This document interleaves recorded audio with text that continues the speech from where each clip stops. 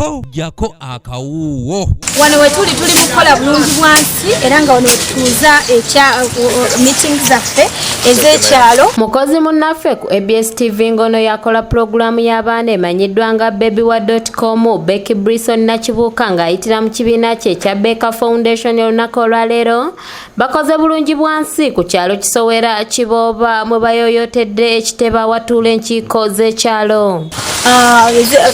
Becca Foundation gyesangibwa nolwekyo tuli mukola bulungi bwansi tugezeeko okulaga abaana nti tuteekwa okuyambako ku bakulu ebintu nga bino tulina obyenyigiramu tulina okusharinga nabo. Bulungi bwansi ono yakulembeddemu enteekateeka z'ekivvulu ky'abaana ekyateekeddwa Becca Foundation nga kino kyatuumiddwa kibubu White Party era nga kyakubeerawo ng'ennaku z'omwezi 10 omwezi ogwokuna omwaka guno ku Good Friday ku Muganzirwazza ng'okuyingira kwa mutwalo gumu gwokka. Tulina okukola nabo, tulina okukola okuyamba ekyalo kyaffe, tulina okuyamba abeetaaga, tulina okubakwasaganya okukwataganira wamu okulaba nga ekintu kino kidduka. Naye nga tuli ezo zonna ensonga tuli mu kwetegekera kibubu White Party. Wali ku Muganzirwazza nga ennaku z'omwezi 4 ennaku z'omwezi 10 omwezi ogwokuna. Omutegesi w'ekivvulu kino ekya kibubu White Party Becky Brison Nakibuuka asinzidde wano n'atubulira lwaki bategese ekivvulu kino eky'abaana era n'ategeeza nti ensimbi ezinaavaamu za kulabirira abaana abataliiko mwasirizi. Ekisooka obukulu twagala kuyigiriza abaana nti tusobola okwagala abalala.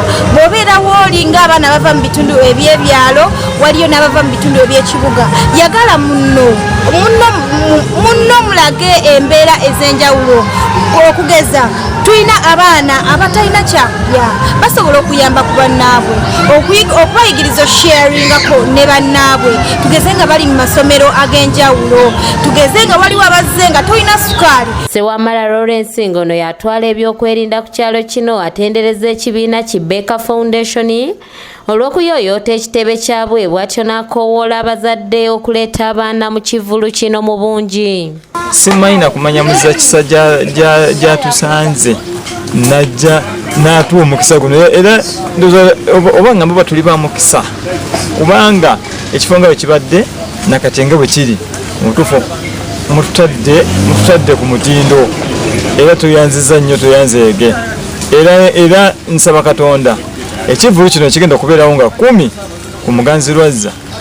Nsaba na buli omu yenna awulidde akalango kano oba ekirango kino buli omu atwaleyo abaana. Ekivvulu kino kyakwetabwamu abayimbi nga bakulembeddwamu Dax Cartel, Fresh Kid, Anita Shana, Feristako n'abalala nga wetwogerera nga n'abaana abamu okuva mu bibiina n'ebitundu ebyenjawulo beetegese dda.